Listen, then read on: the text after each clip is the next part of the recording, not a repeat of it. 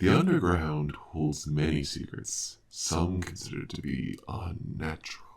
It is possible to learn some of these tales, but not from a Jedi.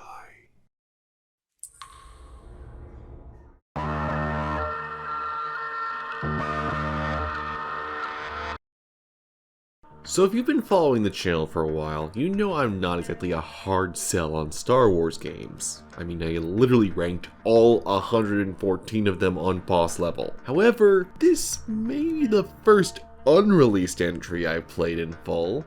Unreleased? It's Star Wars Battlefront, you say. Well, you're half right. Where most games are unstable chaos engines throughout their development, Pandemic Studios pulled off a small miracle and had a version of the game that was trailer ready well before release.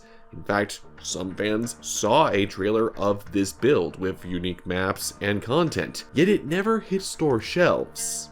It is now finally playable thanks to clever games preservationists who managed to track down one of these earlier builds for archival purposes. So here we are, on actual Xbox hardware no less. Despite the odd frame dip, Pandemic's brilliant optimization shines through. This is incredible given the maps being between double to triple the size of those in the final game.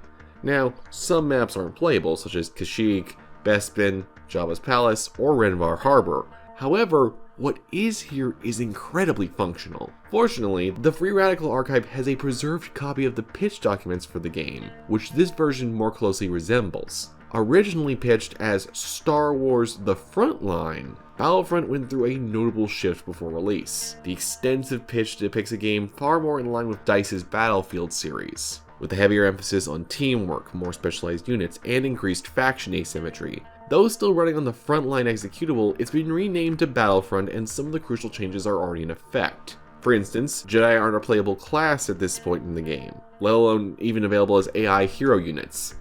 It's not hard to imagine that the original concept of using Jedi as a standard unit got shot down pretty quickly. Despite this, many of the old UI elements are here, as well as the cut officer class that wouldn't appear until Battlefront 2 a year later. Several other classes have far more distinct roles, limiting their overall utility but hammering home that team play aspect. Unfortunately, your AI teammates aren't really concerned with that nuance, though the ability to command them is mostly coded in.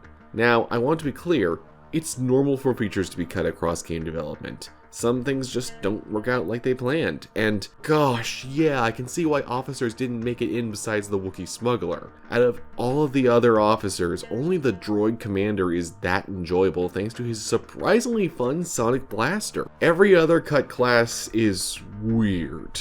The clone commander has the most impotent grenade launcher I've ever seen, which the Jet Trooper later got a vastly superior version of in the final release. Despite looking cool, he sucks. The Bothan spy, who confusingly isn't the rebel officer, has this seeker rifle that is so unsatisfying to use, and even more irritating to avoid. Now he also gets a disguise kit, which is cool, even the AI reacts accurately to this, and a later public demo for the Xbox toyed with adding this gadget to the rebel sniper. However, it's reasonable to assume this was cut because of potential multiplayer headaches. To be fair, you couldn't capture command posts or fire your gun while disguised, but still, I could see some trolls really messing with people with this, especially if they also had the Bothan Seeker rifle that they could just whip out on a moment's notice. What's hilarious about the Imperial officer is that he's just redundant. There's nothing distinguishing him from the pilot in any meaningful way besides throwing out ammo and medkits. Thematically, it fits the Empire perfectly, but mechanically, it's just boring. That's a key problem overall. Things are grander, faster, but not necessarily better. The Dune Sea is a legitimate sea, but it takes so long to get anywhere that you're more likely to fall asleep than get any kills, or get sniped on your way to ever getting to a command post. The Tusken Raiders have a literal village that is almost big enough that you could make a smaller map out of it alone. The same issues plague Yavin 4, which has an impressive attention to detail that simply results in wasted space. Furthermore, it appears at this stage Pandemic was betting on their vehicle combat chops and spawning tons of starfighters and tanks on every map. even ones where it was very ill-advised. There's a command post on an entirely cut Naboo map that spawns 3 tanks with a single route for them to go. They have to go single file to fit. To call this excessive firepower is putting it lightly. It's not that the concepts behind these maps were bad, mind you. In fact, I prefer this old Theed map to the final one. It's more asymmetrical, visually distinct, has greater variety in sightlines and height, basically everything the final map lacks. But the excessive vehicles just drag everything down. Instead, the real highlight is Camino, which was cut so late that the preview video in the final game is of this version of the map. While there's no interior environments, the original map is a lot more varied. Like the Bespin processing facility, there's a lot of fighters and on-foot combat, with the vast open aerial dogfighting. It's pretty clear Pandemic was fond of this level, given the layout is virtually identical to the later Battlefront 2 Camino map, just then it wouldn't have vehicles, and instead have interior environments. However, the strangest map shakeup by far? Geonosis. I mean, this is a conquest map where almost every command post is destructible. ATTEs and Techno-Union ships aplenty. Both sides get a ton of initial spawns, vehicles, and units. It's a huge landscape to fight over with additional activity going on in the skybox. It results in a slow war of attrition, but it clearly hits the energy of the scenes from Attack of the Clones. It just can't spawn enough units running around in a reasonable draw distance to really nail it. Plus, again, it's a war of attrition. You're just slowly whittling away at each other until one side starts to snowball downhill. It's clear that despite them already having 32 units running around, the scale of an actual Star Wars movie was just too much for 6th gen hardware, at least in this style. It's a shame, but a very understandable problem. Pandemic were working absolute magic to get as far as they did, and it is extremely praiseworthy.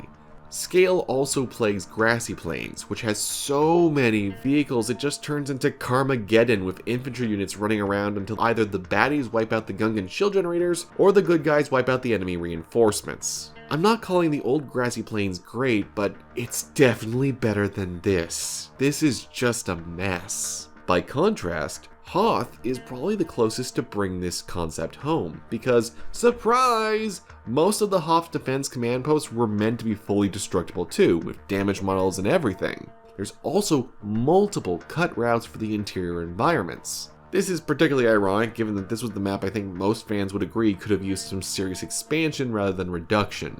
As a result, it's another highlight alongside Camino.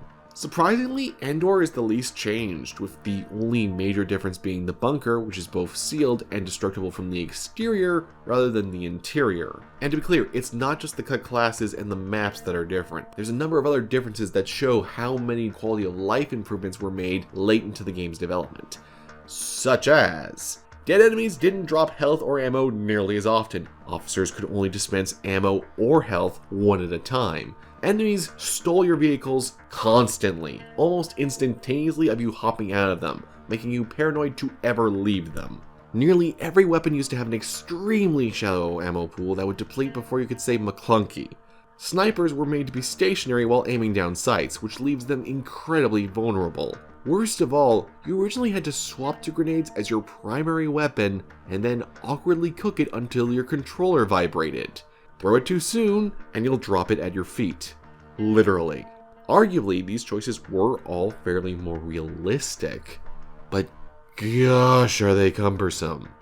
Really, the only cut that leaves me confused is the removal of IG assassin droids from the Separatist faction. Not only were IG droids canonically used by the Confederacy, but this model looks great. It makes way more sense than using a B1 unit. As a result, this same character model kept almost getting used for years until finally appearing in Renegade Squadron as the model for IG-88.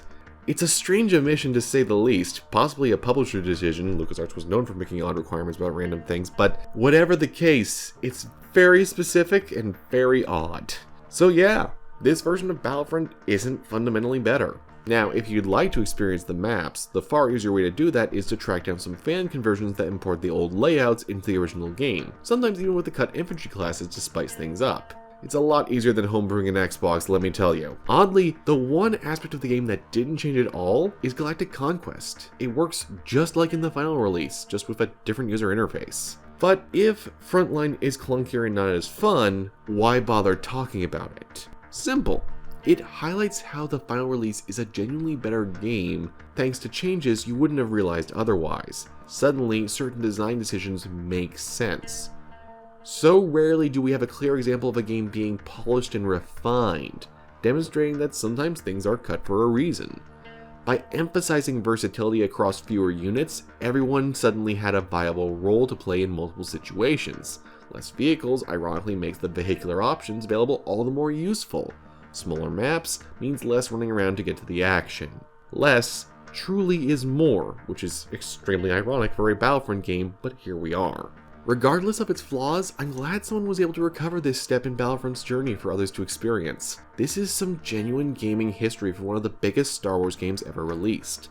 Oh, and if by chance you're crazy like me and have a homebrewed Xbox and managed to track down this build, spawn in Echo Base at your own risk. There's a chance it'll crash your Xbox in the net.